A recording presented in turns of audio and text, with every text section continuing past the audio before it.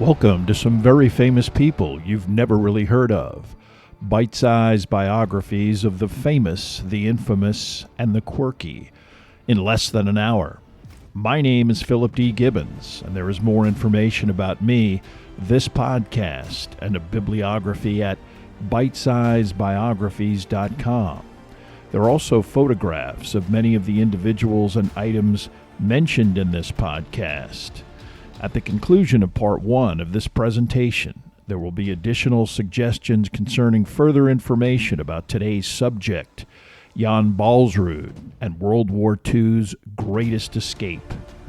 If you have enjoyed this presentation, please like us at our Facebook page, Bite-Sized Biographies. Subscribe to my YouTube page at Noblesse Oblige. Please note that all of Bite-Sized Biographies are now available on Spotify. And tell a friend about Bite-Sized Biographies.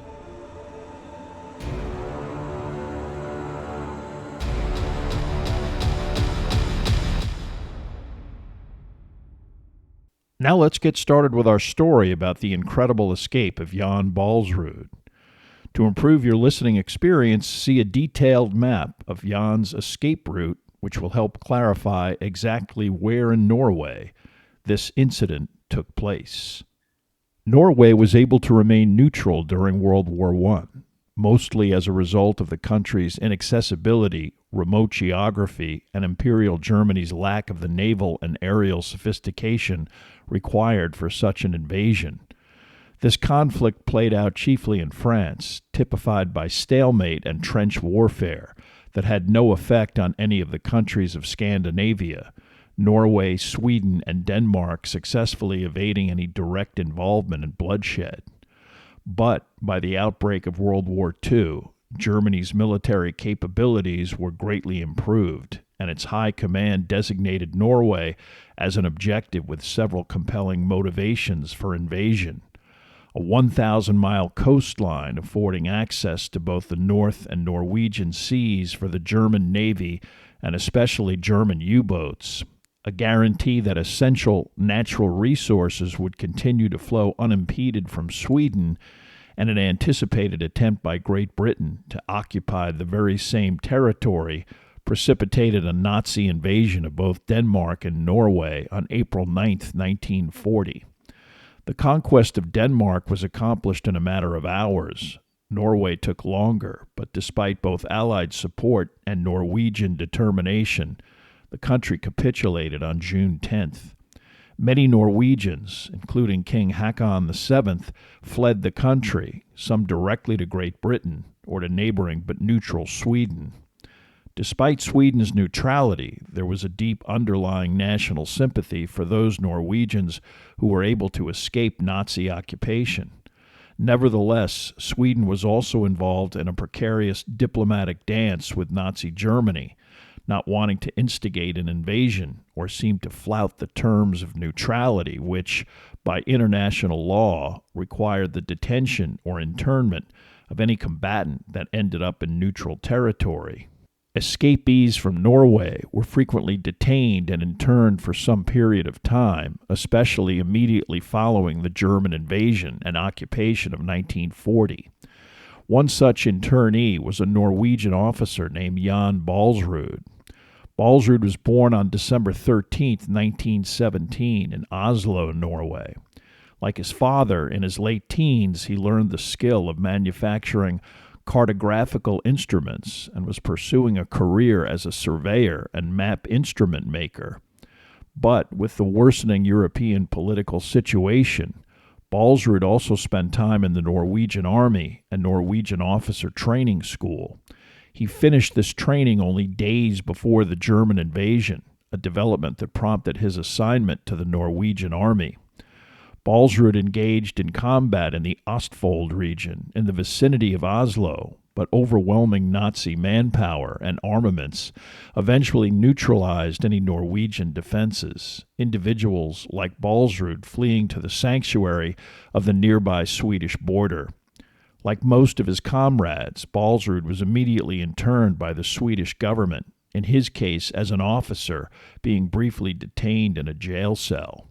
However, with the intervention of other senior Norwegian officers, as was typical, Jan was released after a matter of weeks.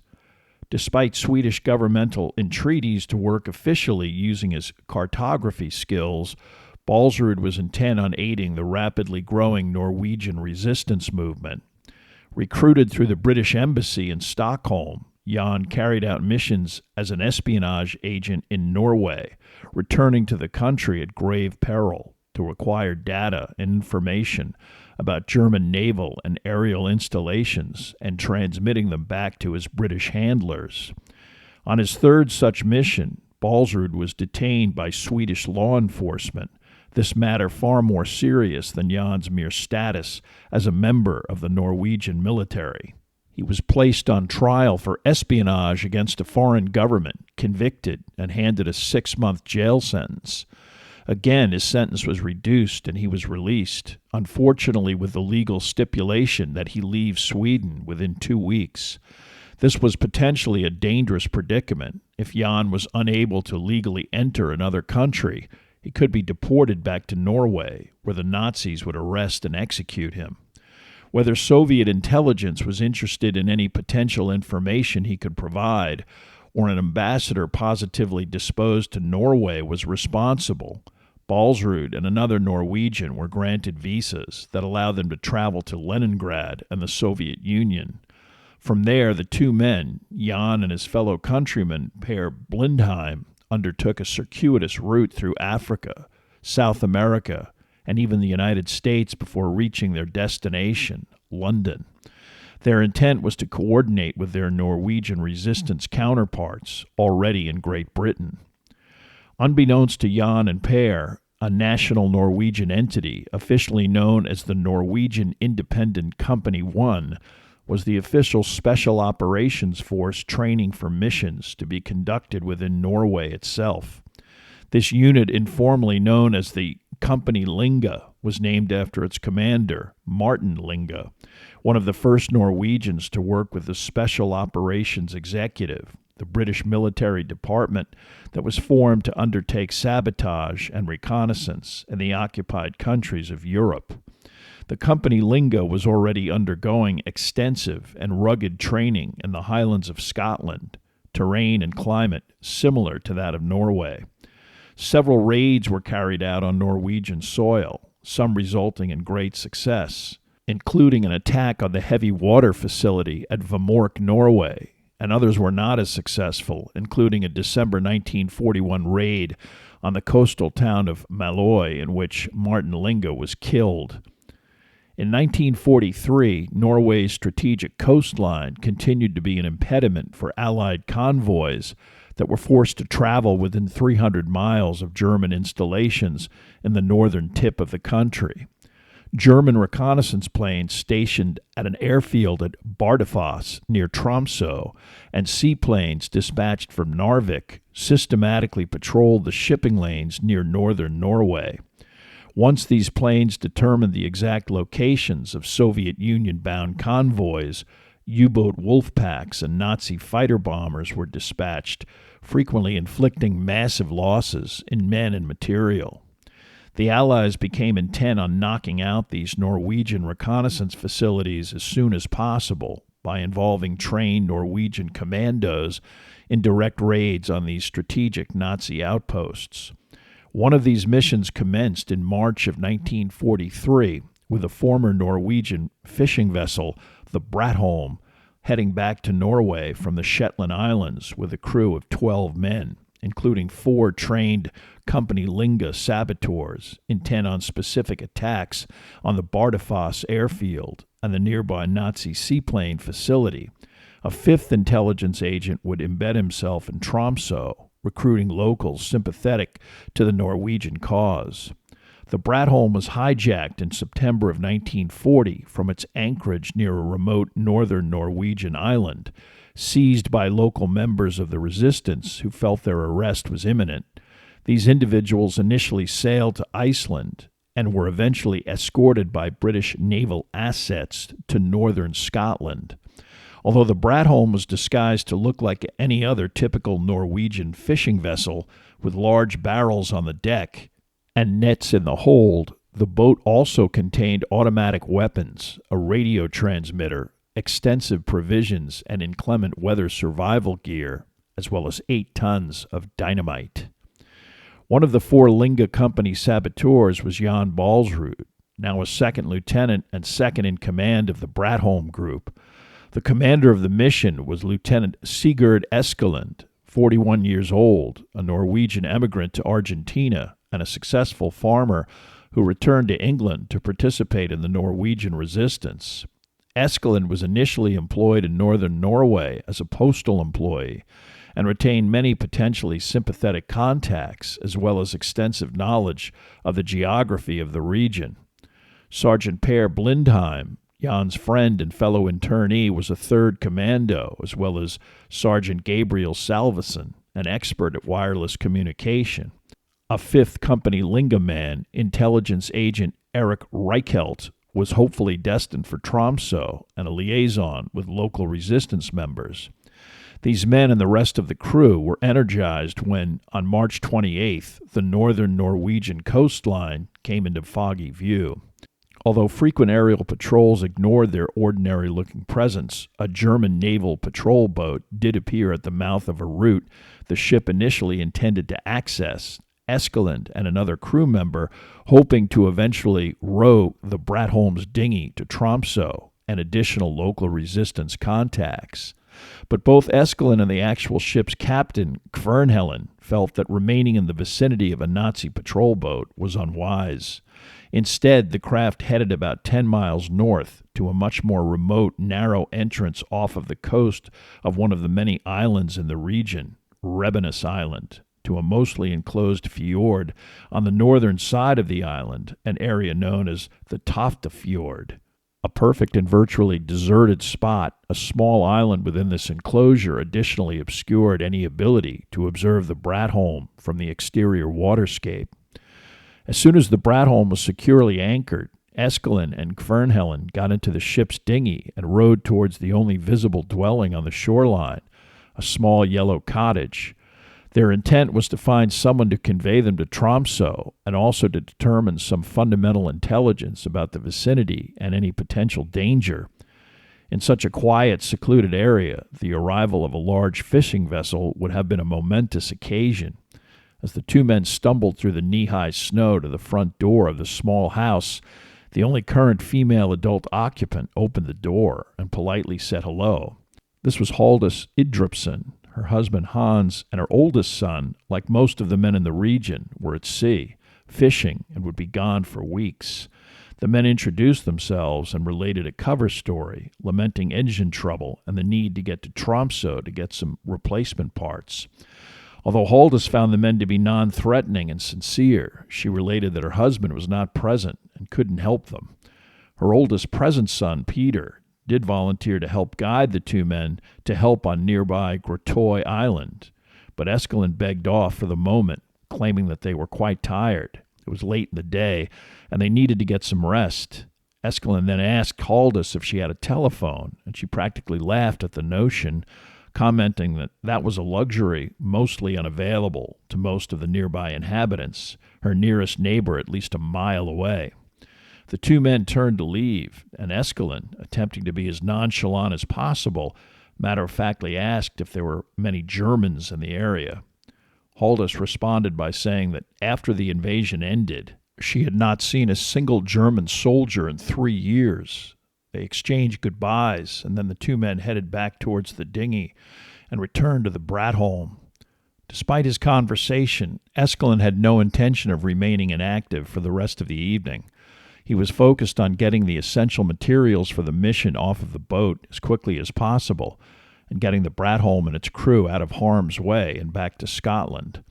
Eskelin had the name of a local contact on another nearby island, and as soon as darkness fell, he, Kvernhellen, and Blindheim set out first for the fishing village of Mikkelvik, and then, when told that no, the man they were looking for actually lived on another island in the village of Bromnes, they headed in that direction. Arriving there, the group was fortunate enough in the evening to find a few fishermen at the village dock, preparing their own boats for departure to the fishing grounds, where herring were more plentiful. Eskelin again reiterated his tale of mechanical difficulty and offered to pay for a lift to Tromsø.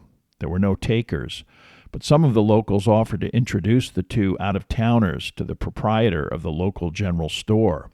The store was actually merely a business run out of one of the local residences, carrying bare essentials and typical of the general stores within such a sparsely populated area. At midnight, the operator of the store came to the front door, taken aback by the group on his front step. Eskelin was enthusiastic about making contact with this individual. His information acquired secondhand indicated that the only merchant in Bromnes, named Anton Peterson, could be relied upon as a loyal and dependable asset. Eskelin explained the situation, but the man, although sympathetic, explained that he was too busy to take the time-consuming trip to Tromsø. Eskelin determined that perhaps his contact did not wish to speak freely in front of other locals, so he asked to speak to the shopkeeper privately. What he did not understand, having never met his potential sympathizer personally, was that the person in front of him was not the recommended contact, Peterson. That man had passed away only a few months earlier, and this man, named Håkon Sorensen, was merely running the store for the Peterson family, the Peterson children still too young for such a responsibility.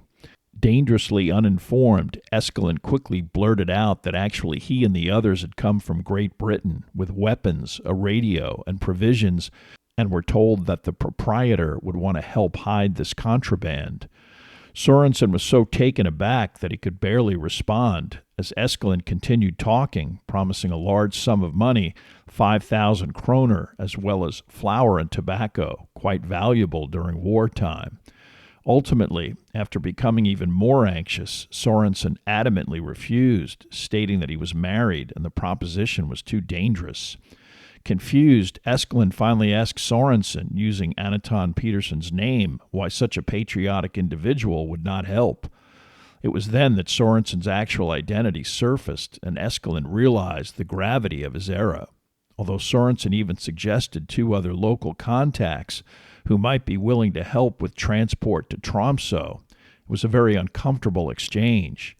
The Nazis had made it very plain throughout Norway that any behavior deemed as fomenting or cooperating with any aspect of resistance would be punishable by death. Sorensen, fully aware of such an edict, was completely intimidated by such a prospect. This unfortunate exchange ended with Eskelin strongly advising Sorensen to keep quiet about their conversation, and the shopkeeper promising that he wouldn't tell a soul. Although disturbed by this interaction, the three men got back into their dinghy and ultimately decided to try and find the two men suggested by the shopkeeper as more appropriate contacts. Coincidentally, the 17-year-old boy at the Idrupsen house had also suggested two men at the same location, Grotøy Island. This island was quite close to the Tofte Fjord and also sparsely populated.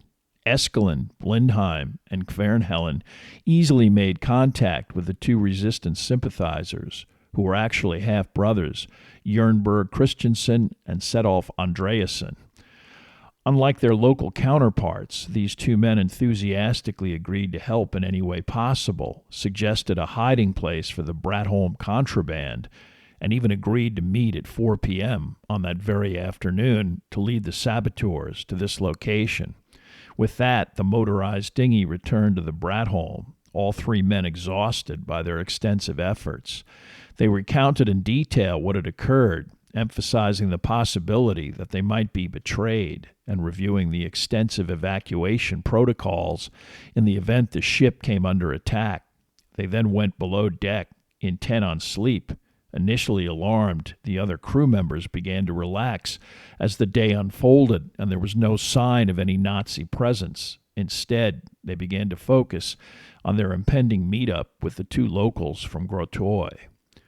Unbeknownst to the crew of the Bratholm, back in Bromnes, Håkon Sorensen had spent the rest of the night agonizing over the potential consequences of the conversation with Eskelund. It was a common practice for German provocateurs to contact ordinary citizens and test them in a similar manner and arrest them if they did not promptly report such a contact, an additional aspect of the psychological terror the Nazis imposed on occupied Norway. But it was also quite possible that Eskelund and his counterparts were legitimate, and reporting them meant certain death for them and anyone involved in their mission. In the end, Sorensen reasoned that if he did nothing, and this was a Nazi ploy, he and his family would suffer. He hoped that this was a mere test, and early on the morning of March 30th, he made his way to the home of the now deceased former shopkeeper, ironically the only house in the village with a telephone. As always, the family allowed him inside, the Peterson family presuming that his use of the phone involved typical calls related to the general store's business. Instead, Sorensen called the local police magistrate responsible for the region, Holger Hoel. Sorensen made small talk and hesitated, but finally related the details concerning contacts with potential resistance members. Hoel took down the information, especially the potential location of the as yet unidentified boat in the Toftafjord, and promised to follow up. Hoel had been the presiding law enforcement official in the region for 17 years. Although not an ardent Nazi, he was fully aware of the retribution imposed on those, especially law enforcement, who shielded members of the resistance. The offer of 5,000 kroner for a trip to Tromsø also indicated something was not right with the alleged fisherman stuck in the Toftafjord. As a Norwegian legal entity, Hoel appropriately contacted the Tromsø headquarters of the local police. An officer named Edwin Wykan spoke with Hoel and took down the details of the suspicious activity in Hoel's vicinity, and Hoel further suggested that the local Gestapo outpost be notified. Wykan hung up the phone, but did not forward the information, reasoning that the longer he waited, the better the odds that any resistance fighters in the area would either leave or escape into the country's interior. But by mid-morning, Hoel had called him back, asking if he had reported the information. By then, Wykan knew that he had no choice but to notify the Gestapo. Hoel, making sure that no one could ever claim that he withheld information, had already contacted both the Norwegian state police and the Gestapo. He also contacted several individuals he knew in the vicinity to confirm that there was a boat anchored in the Toftafjord.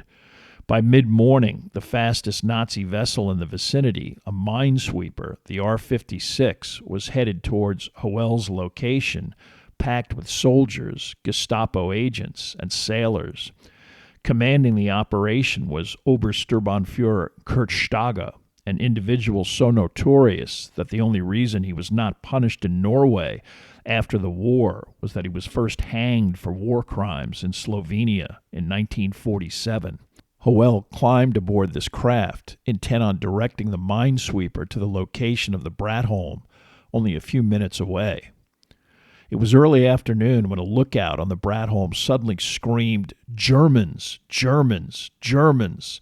There it was, the much more formidable Nazi warship at the mouth of the Toftafjord, the horseshoe-shaped location with only a narrow opening, formerly a perfectly secluded spot to evade visual detection, now a death trap with no escape. Understanding that remaining on the ship meant certain surrender, Captain Kvenhellen yelled to abandon ship as the R-56 rapidly closed to within 400 feet and began firing both machine guns and a single deck gun at the fishing vessel. The 7 crew members immediately lowered one of the Bratholm's dinghies into the water. The men would attempt to row to shore. The actual commandos, including Reichelt, continued to remain on or near the side, not visible to the German minesweeper, as it pulled closer to the Norwegian craft. Both Eskelund and Baalsrud were still below deck, destroying both the radio, sensitive documents, and setting a 7-minute fuse to the explosives set to scuttle the Bratholm. finally emerged and scampered into a second, now lowered dinghy, and with the other 3 commandos waited, hoping to remain out of sight for as long as possible. Eskelund was timing the fuse as Baalsrud could see what was happening to the 7 crew members desperately trying to get to the opposite shore. The minesweeper had lowered 2 boats of its own. It was also attempting to shoot at the dinghy and its inhabitants. The 7 crew members reached the beach, but Jan could tell that one individual was lying in the water. 3 were face down on the beach. 2 had their hands up, and 1 was trying to climb out of the shoreline up a steep rock face. Several Germans in hot pursuit. Suddenly, with the fuse only 2 minutes from detonation, Eskelund gave the order to push away from the Bratholm. All 5 men began frantically rowing, hoping that a massive explosion would shield their escape. With only seconds remaining and the dinghy about 50 yards from the Bratholm, the R-56 spotted the boat. Machine gun bullets chopped large holes into the craft, some at or below the waterline. The boat became unwieldy, began to sink. At least the deck gunner missed with his first shot, and finally the burning fuse reached the primer. But the ensuing explosion was only minor, merely causing the R-56 to stop. The deck gun fired again. This time the shell exploded close enough to virtually destroy the dinghy. Seconds later, despite the initial failure, the explosives, ignited by the flames now rampant in the interior of the Bratholm, exploded with a tremendous roar. Although the fishing vessel fragmented in an instant, the concussion did little harm to the R-56 or its occupants. They continued to shoot at the 5 Norwegians, now desperately swimming to the shore. All 5 men successfully reached the beach, but 4 were so exhausted they could only attempt to crawl forward, gasping for breath, weighed down with uniforms soaked with freezing Arctic water. As Jan managed to drag himself up off of the bank and made it to temporary safety behind a large boulder, Per Blindheim was hit in the head, fatally wounded. He fell forward onto the edge of the sandy beach. Another boatload of Germans landed in the vicinity of Baalsrud, but instead of heading towards the Norwegians, they climbed straight up the sloping rock wall of the fjord and then headed parallel to Jan and his group, cutting off any escape route. In front of him was the ship firing bullets that were pinging off the rocks around him, the group behind him slowly heading in his direction. He was trapped. Calling to his comrades and urging them on, he heard nothing. He could see Eskelund and Salvesen face down on the beach, either too wounded or too exhausted to move, and Reichelt also did not respond. Jan was on his own. He observed the 4 Germans heading in his direction. Between them was a hilly copse of dense birch trees, and behind it a small ravine. When the 4 men disappeared briefly into the ravine, Jan ran as fast as he could, to the right of the mound of birch trees. His pursuers either attempted to walk straight through the trees or went to their right, leaving Baalsrud an opening to his right. In the chaos of the German artillery and the destruction of the dinghy, Jan had actually lost one of his boots and sock, forcing him to navigate through snow and rocky terrain with one bare foot. By the time the German stalkers emerged and then observed Baalsrud, he was 120 feet behind them, through the ravine and at the base of the steep hillside, making his way upward as quickly as possible. Reversing course, they rapidly closed the distance, Jan's progress impeded by boulders covered with ice and snow. He pulled himself into a location behind a large rock and decided to wait and try to pick off the Germans with his only weapon, a pistol. Otherwise, it was only a matter of time before they caught up with him. The 4 men came forward without hesitation, yelling for him to halt and surrender. They did so openly, not attempting to hide behind cover, perhaps because he had not fired a weapon, assuming that he was unarmed. Jan trained his attention on an area about 20 feet away, knowing they would eventually take this route, following his footsteps that were visible in the snow. The lead pursuer was in a Gestapo officer's uniform. 3 soldiers trailed behind. As the attacker reached the appropriate spot, Jan pulled the trigger. The gun misfired, and nothing happened. Several times the pistol merely clicked harmlessly. The weapon, iced up from the water and now extreme cold, was predictably hampered. Jan quickly unloaded the magazine, removed 2 bullets, and reloaded the gun. With the Gestapo officer rapidly approaching his position, he popped up from behind the rock and squeezed off several rounds successfully, 2 hitting the first German, killing him instantly. A second Nazi was wounded. The other 2 rapidly retreated, most likely stunned by these events.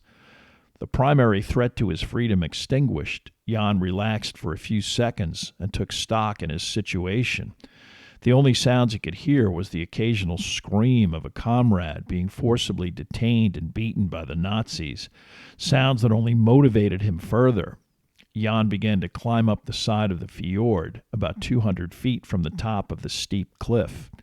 Once he emerged from behind the cover of several rocks and boulders, German machine guns and rifle fire pinged all around him or hit snowdrifts. One actually hit him near the big toe of his right foot, tearing it apart, but Baalsrud kept climbing. Amazingly, he made it onto the plateau without getting hit again. After an initial surge of energy prompted by fear and desperation, the harsh reality of Jan's situation became obvious. He was clothed in a completely frozen uniform, with a bare foot and serious bullet wound. If the Germans didn't capture him, the cold alone would freeze him to death in a matter of hours. He immediately headed south towards the village of Rebenus, which was only a few miles away, but every step was painful. On the outskirts of the village, instead of attempting to find a sympathetic resident, Baalsrud attempted to fool the Germans, who undoubtedly would search this area relentlessly. Instead, he headed away from the village to the north. He quickly spotted a small island about 45 feet in diameter, 30 feet from the shore. Perhaps this would provide him cover, his pursuers not thinking that anyone would attempt to swim to the island.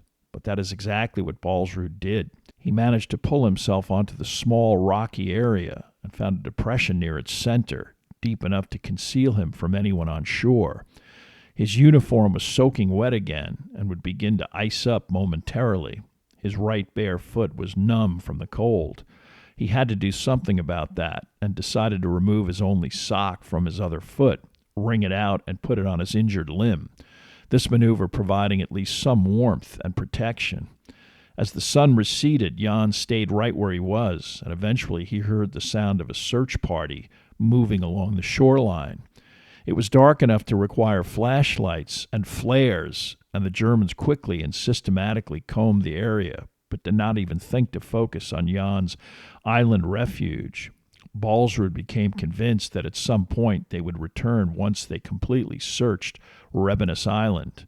About 150 feet away, Jan noticed an even smaller island. At low tide, he was able to walk part of the way in this direction, and then was forced to swim the remainder.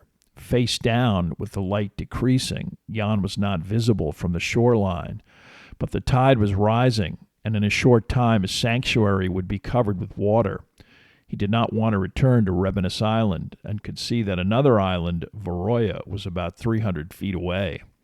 Exhausted and freezing cold, he still attempted to make the swim. About 25 feet away from Varoya, his body gave out completely.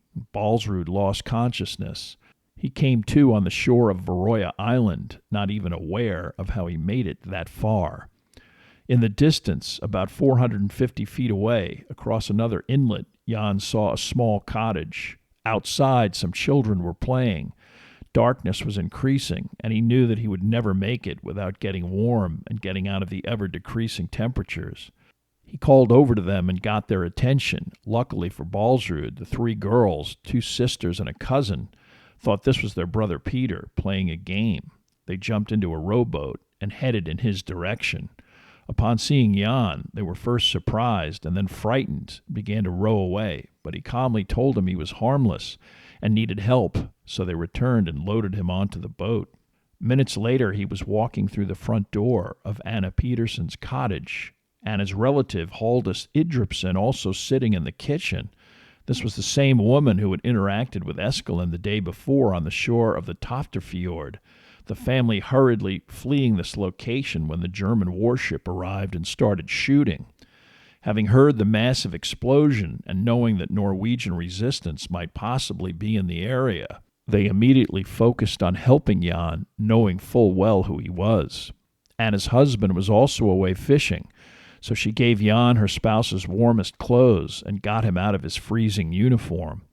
Although his host did not hesitate, Jan was concerned, especially with children present, as to what would happen if the Germans or any Nazi sympathizer became aware of his presence. In the midst of this chaos, Anna's teenage son, Ingvald, returned from a boat trip to Bromnes. Informed of the presence of a Bratholm survivor, it was quickly decided that Ingvald would transport Jan over 2 miles of water to the vicinity of the village of Mikkelvik on Ringvassøy Island, a location further south away from the vicinity of the island of Rebennes. There, the 17-year-old Peterson would introduce him to Alfred Jensen, someone both women believed would shelter and aid Baalsrud. While Jan Baalsrud attempted to flee the immediate area of the Toftefjord, the German minesweeper eventually returned to Tromsø. Per Blindheim died on the beach. 10 other men were captured and in various conditions when they reached the German naval base. 2 men, Sigurd Eskelund and Erik Reichelt, were in such bad shape that they were transported to a hospital. The other 8 prisoners were transported to the Tromsø headquarters of the Gestapo and tossed into cells. Before any specific interrogations of these men, the Nazis summoned both Holger Hoel and Håkon Sorensen to their headquarters, both giving a full report. Sorensen even revealing the information of his referral of the 2 half-brothers, Christensen and Andreasen. Both men were given cash, food, and several bottles of hard liquor, luxury items in occupied Norway. Both men initially refused, but were then informed that refusal would signify a political statement. They then reluctantly agreed to keep these ill-gotten gains. With much of the background information necessary now in their possession, intensive Gestapo interrogations could begin. The Nazis were especially interested in Erik Reichelt, believing that he previously traveled to Tromsø to meet with local resistance members. Despite his serious injuries, Reichelt was brutally interrogated in his hospital bed by experienced individuals, beaten about the head and fingernails ripped open with large inserted needles. This process revealed the names of his 2 local contacts, Thor Knudsen and Kari Morsund, who were arrested. They were tossed into the same cells in the vicinity of the other 8 Bratholm prisoners. Sigurd Eskelund, as the commander of the mission, was also subjected to extreme torture. Both Reichelt and Eskelund eventually died in hospital. After some peremptory interrogations that consisted of mostly physical abuse for the sake of punishment, it was decided that the 8 remaining men had little remaining intelligence value and a much more effective disposition should be implemented. On the evening of April 1st, the 8 were transported to a rifle range on the outskirts of Tromsø. Chained together, forced to walk barefoot, they were placed next to a deep pit previously dug by slave laborers. A firing squad quickly assembled. The men faced forward and were rapidly gunned down, shot in the midsection, some falling backward into the hole in the ground, dragging others with them. Those who remained outside of the hole were summarily kicked into it. The laborers brought back from a nearby truck to cover the impromptu grave. From the ill-fated Bratholm, only one man, Jan Baalsrud, remained alive, with a very tenuous grasp on his freedom.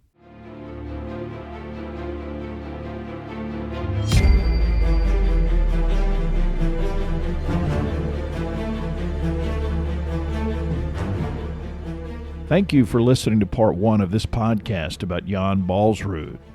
Information for this podcast came from the books Defiant Courage by Astrid Carlson Scott and We Die Alone by David Haworth. There are also additional photographs, bibliographical, and musical information at bitesizedbiographies.com. Thank you for listening, and please tell a friend about Bite-Sized Biographies.